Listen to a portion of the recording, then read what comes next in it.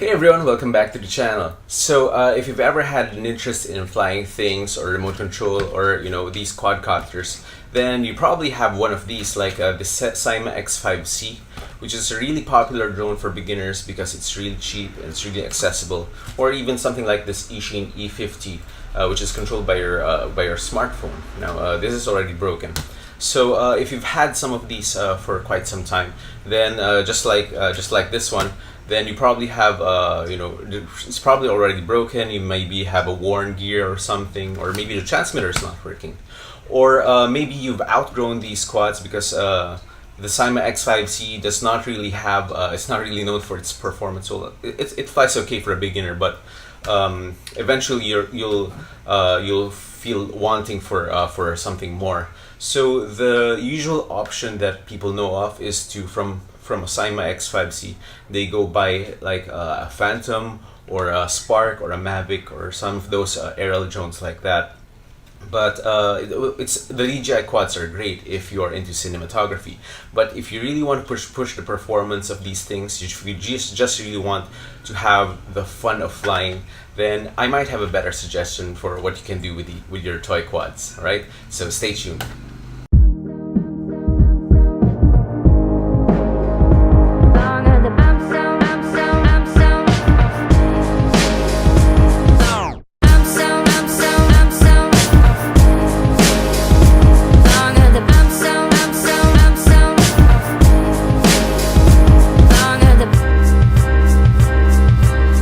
First things first, what you want to check is that if all motors are spinning. So if you can just plug your battery, hook it up to your, bind it with your transmitter, and then just try running it with or without the propellers. You don't need to actually fly it. So you just want to know if all motors are running. So if one of them aren't running, you can easily buy them. It's really cheap motors. So I'll provide a link in the description if you need to buy replacement motors or get a set of motors for this project.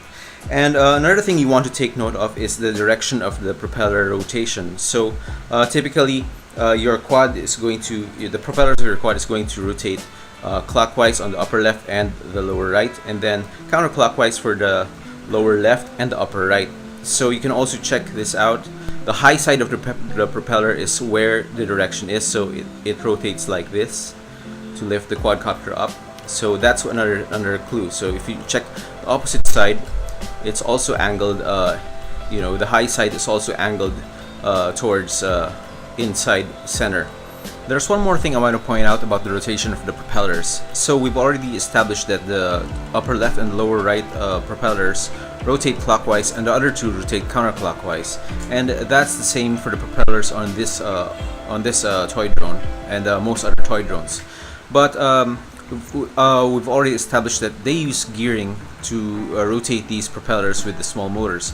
And in this case, since the motor is situated upright and the gears are over here, this means that the motor itself is rotating opposite of this propeller. So the propeller is rotating clockwise, but the motor, which is spinning the gears, are rotating counterclockwise.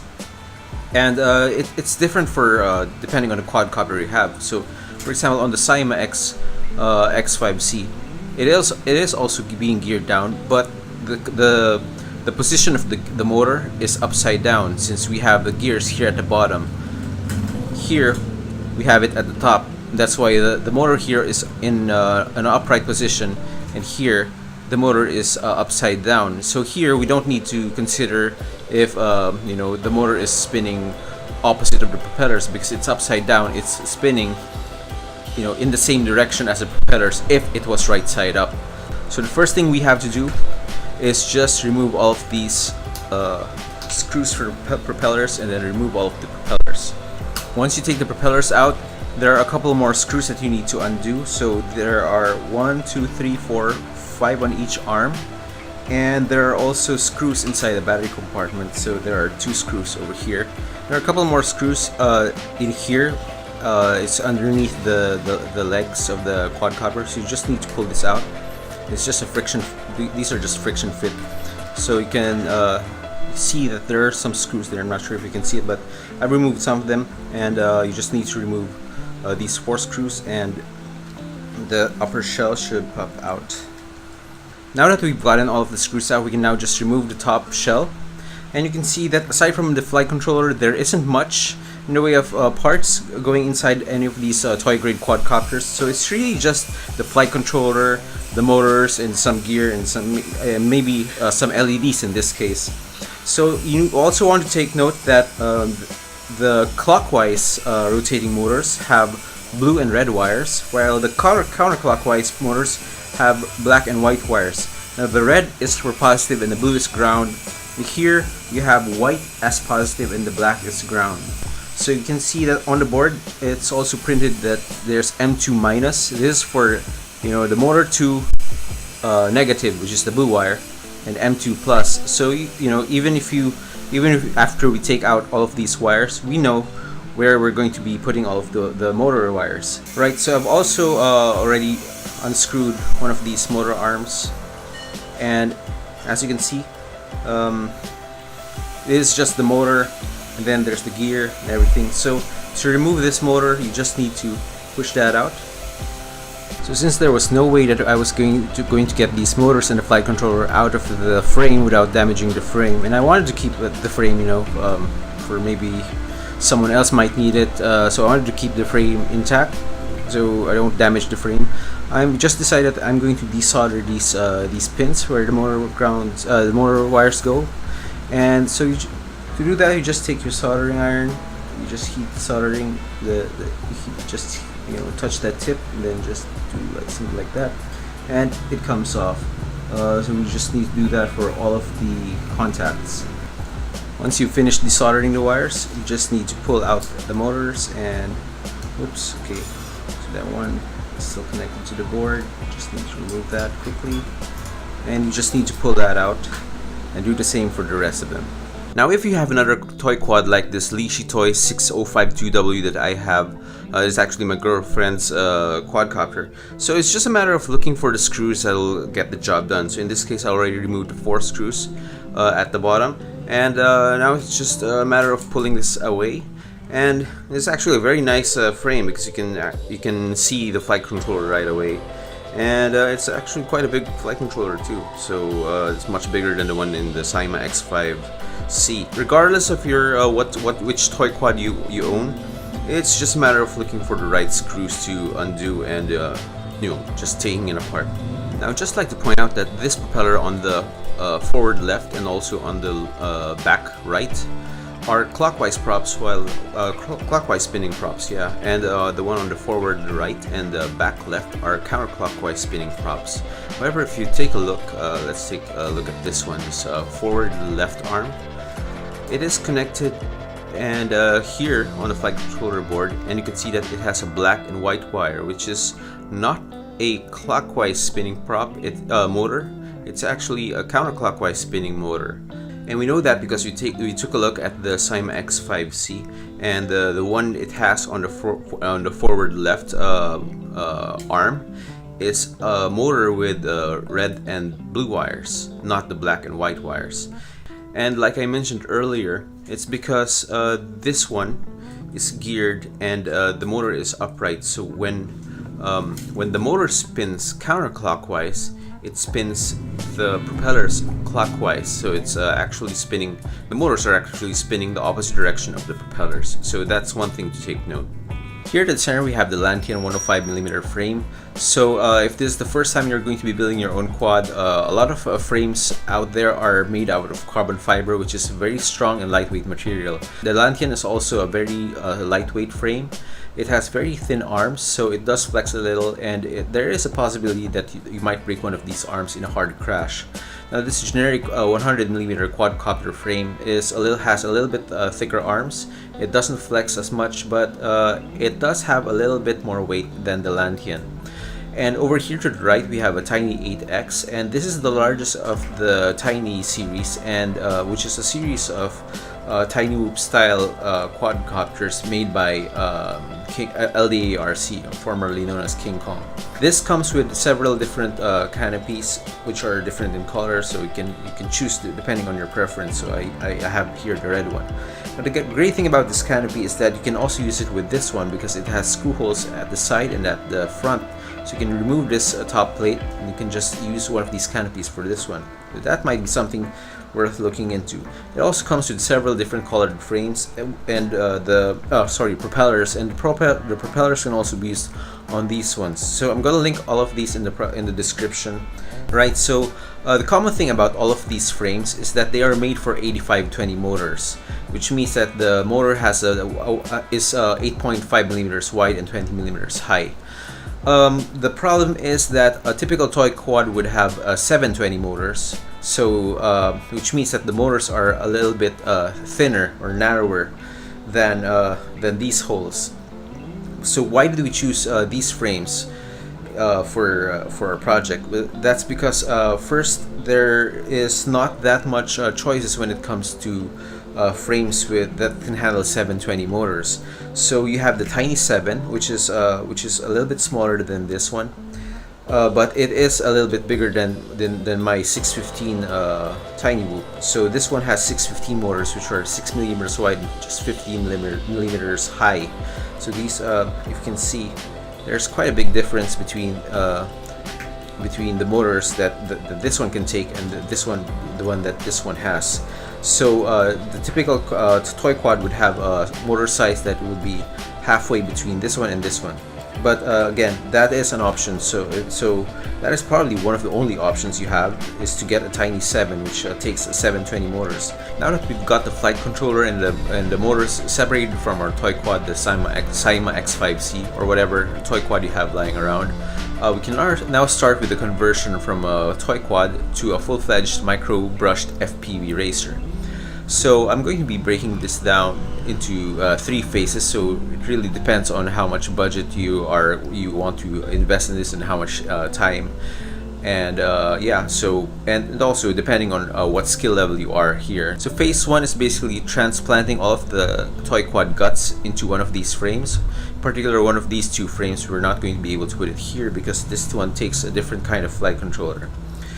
Phase 2 is we are unlocking more of the capabilities of these micro brushed quads by using a different flight controller, but we're still going to be using the same motors. And in phase 3, we're going to be replacing once again all of the flight controllers, but we're also going to replace the motors so that we can, you can squeeze out the maximum performance that we might be able to get from, one of these micro quads. So let's get started with phase 1. So here we have our 2 carbon fiber frames, and these 2 frames aren't actually designed to take a flight controller such as the one we have from the Syma X5C. And actually, most of the flight controllers that you're going to be getting from the toy quads will be something this size or maybe sometimes even bigger. So as you can see, this thing is not actually going to fit in there, nor is it going to fit in here. Although these holes, which have a spacing of 25 millimeters, actually lines up pretty well with this with this one. These frames were not designed for something as big as this. Actually, it was designed for a flight controller like this one, which, as you can see, it's a more rectangular pattern. So this one fits right in the middle, and something like this. I'm not sure if you can see that, but we're not going to be using this just yet. Maybe next time. And also this one, yeah. So again, there's a certain kind of flight controller, and it takes a certain size, but we're not going to be using that one yet. What we're interested in is how we're going to be using this toy quad flight controller and putting that into one of those frames. So I've removed the top of both frames, and we're left with the base frame of each one. And if you stumbled upon this video, then maybe this might be the first time you're going to be working with carbon fiber frames, or first time building your own quad from scratch. So just an important note that carbon fiber is a conductive material, so you don't want your frame to be touching any metallic part of your circuit board, because that might cause a short. and that's not something you want to happen. So you get a piece of foam tape, and I have a square one right here, and you just stick it onto the bottom. So now I can just remove the backing of this tape. And now I can just stick my flight controller onto my frame. Now remember that remember the orientation of your flight controller is important. The flight controller knows that this way is forward and this way is back, and that this way should be pointing up. So if you mount it the wrong way, your flight controller is not going to understand what's happening, and it's going to flip out and crash.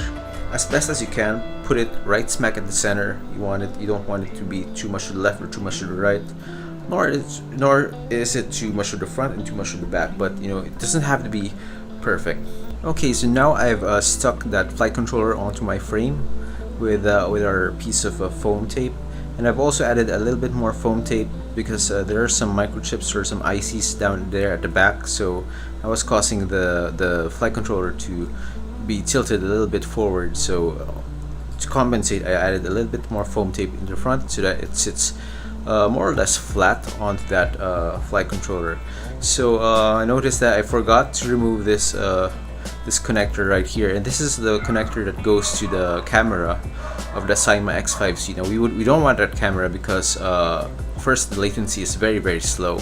Second is that that camera is very, very big and very heavy, so we don't want that to be bogging us down. It's going to be slowing down our micro brush quadcopter, and it'll steal from the performance gains that we might have had by shifting to this quadcopter frame. So we are just going to take our soldering iron. Now that we removed the connector from the top of our flight controller, we can now set that aside, and we can start working on these motors. So again, these motors are 720 motors. They're 7mm wide by 20mm high, and our frames take 8520 motors. So the first thing that we need to do is to take some electrical tape. Where's the end?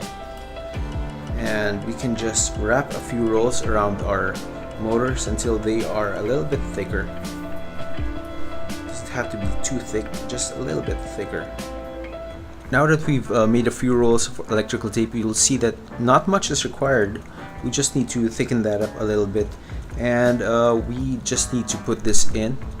And now it might be a little too thick, so I'm just going to remove a little bit more tape. So again, maybe just 1 or 2 rolls should be enough. So now I have all of my motors in place. They've all been wrapped with some electrical tape, and I've also twisted all of my wires so they're nice and neat. And again, if you already have broken motors, you might want to go straight to 8520 motors, so you don't have to go through the hassle of thickening these motors just to fit this frame. But yeah, I'm assuming that that you are going to be using your quadcopter that's still working, your toy quad, your Syma X5C that's still working, and this is one way of doing it. Now that we've twisted all of our wires, this probably needs a little bit more twisting. We will also want to cut short our wires just enough so that they reach whatever contact points that they have. So again, remember where the contact points are. So this one's going to go here, and I'm just going to cut just a little bit excess of that, so I can still strip the wire and have a little bit more flexibility. And I'm just going to do that for the rest of the wires. Careful not to cut that black wire because that is the antenna. So now that we've trimmed our wires, we just now want to, for me, I want to twist this a little bit more. But yeah, we want to strip just the end of these wires, yeah. So yeah, you want to expose just a little bit of that, not sure if you can see that, but just a little bit of that wire. Just enough so that we can solder it to the board. Next thing we need to do is to pre-tin the wires, and basically what that means is that we're going to put some lead on each of the tips of those wires where the wire is exposed. So now I've soldered all of the wires onto the board, and also twisted them around the arms, except for this one because I think I cut the arms a little bit too short. So aside from that, well, actually before you stuck the flight controller onto the frame with the mounting tape or with the foam tape, something you might want to consider is changing the connector type. So the Cyma X5C comes with this micro lossy connector, so that's going to be fine. But a lot of batteries that the tiny whoop pilots use these kinds of batteries, and this is a JST PH 2.0 connector, and the one that comes with the EO10 is also a JST PH 2.0 connector, and they say that this type of connector delivers more current or delivers higher amps than the micro lossy. So there are several different kinds of connectors. The red JST connection is also one. That's the one with the Lishi Toys L6052W. So that's something you might want to consider. If you don't have any batteries from your toy quad, then you probably want to just straight up change this to a JST 2.0 connector. Now here in the Philippines, there are quite some people who sell those connectors, but they do come at a relatively high price. So I'm just going to link a whole bag. I think those are 100 pairs of connectors, and you can just share them with your friends. In fact, if you live in the Philippines and you need some, I can send you a few, maybe one or two, because I really don't agree. If you're going to sell those cost just like 5 pesos, and if you sell them for 20 pesos, and I just think that's just a rip off. So if you need some JST 2.0 connectors, just hit me up and I'll be sure to send some your way. Here I've got my FPV camera now attached. This is a Turbo Wing FPV camera. It's a split type, all-in-one, which means that it has a camera that also has the VTX, which is the transmitter, which broadcasts the video signal to a specific frequency. And I just used a piece of foam. I cut out a piece of foam, and so that I could this is just glue gun, hot glue. So I just used a glue gun to mount that camera with that on that piece of foam, so that it's slanted a little bit upward. We want it slightly tilted upward because when we're flying, we're going to be tilted forward, so we want to be able to see where we're going. And then the VTX also has some sticky tape, mounting tape or foam tape underneath it, so that's going to stick to the flight controller. Now we just need to solder the power wires to the positive of the battery terminals. So here they are. This is the plus and this is the minus. We're just going to solder that directly there. One last thing we need to do is to bridge these two connections. So this is where our on-off switch used to be, but we removed that switch. So that we need to bridge this connection so that when we connect our battery to the plug, the board immediately powers on. You can notice that I also use some rubber bands just for good measure, just so that everything is nice and secured. And it's also what I'm going to be slipping my battery into. So this is the original Cyma X5C battery, which we're going to be using, but I probably will be swapping that out. Probably will change the connector at some point. So yeah, but if at the most basic level, this is how your quadcopter is going to be after you've followed this build. Right there, that should do the trick. So just a little blob of solder over there, and that's going to bridge the connection. So when we connect our battery to our plug, right, let's just plug that in. Okay, so it immediately powers up the VTX because the VTX is directly connected to VBAT, the battery voltage. Let's just go ahead and take this our Cyma transmitter. Let's see if it binds. One way to check if the motors are spinning the right way is just to spin them up slowly and just feel it. You can feel what direction the motor is spinning. So yeah, again, this is with just low power and low throttle, and just feeling it with your fingers. And you can also just put a little bit of tape over the motors, and then see which direction that the tape spins. I got these a couple of these black and red propellers. I'm just going to attach them now to the I'll probably use this one. this has, yeah. So again, if there are lots of options for which propellers you want to use, you can use the propellers that come with King Kong, the LDARC Tiny series, and you just have to make sure that you mount this the right way. So again, the high side of the propellers, this is where the propeller is going. So this is going to be a counterclockwise prop. I'm going to put this here right at the back, and this one goes the opposite direction. This is a clockwise prop, so I'm just gonna put that on the other side, and then I'm going to do the same for these for the front props, using the red ones for that. So making sure that the prop isn't going to hit any of these wires. That's why another reason why I use the rubber band. But before I forget, be sure not to throw away the top plate and all of the things that come with and all of the screws that come with the frame.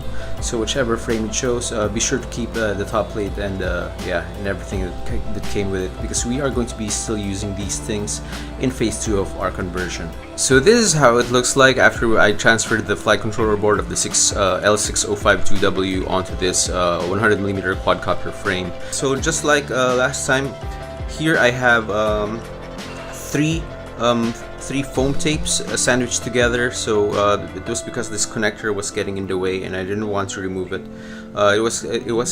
So I had to make it a little bit thicker than the other one. So it's 3 layers thick.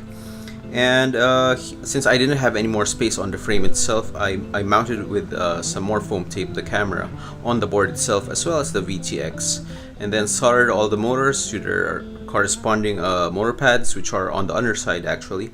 So if you can see that, it's actually on the underside. And also the VTX is powered direct. I soldered there. That's also where the battery terminal leads to, this battery terminal. So again, with the LEDs, it's pretty nice. It has all of those lights. So yeah, it looks pretty cool. I think it looks pretty cool. The Lantian frame, just the frame only, it's pretty similar in size. Just this one is just a little bit lighter, but it's weighing in at 4.3 grams. I'm not sure why it's not showing up on camera, but you're just gonna have to trust me. This is 4.5 grams, and this is 36.3 grams, so it's pretty light. Now just to compare, this is the Cyma X5C. It's all been gutted, so the flight controller and all the motors are already in there. So let's just weigh it, and it comes in at exactly 58.2 grams, so just over 58 grams. So you can see, just the shell alone, it weighs more than the whole quadcopter, and that's why that's the main difference here, is that this becomes much lighter, so we can direct drive the propellers with these motors. So this is the view from our microquad through its FPV camera. Unlike a toy quad, this doesn't use Wi-Fi, and you don't view it with your phone, which is quite laggy. Instead, you use FPV goggles like the one I'm wearing, and this combination gives you a very low latency feed, which means very little lag, since you need to be able to view the video in real time to pilot your microquad.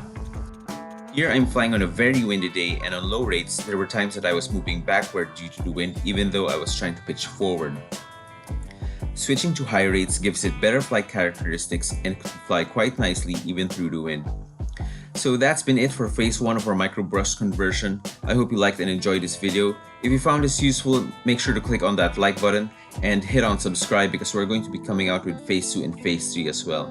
So as always, keep building and keep flying. You won't let the sun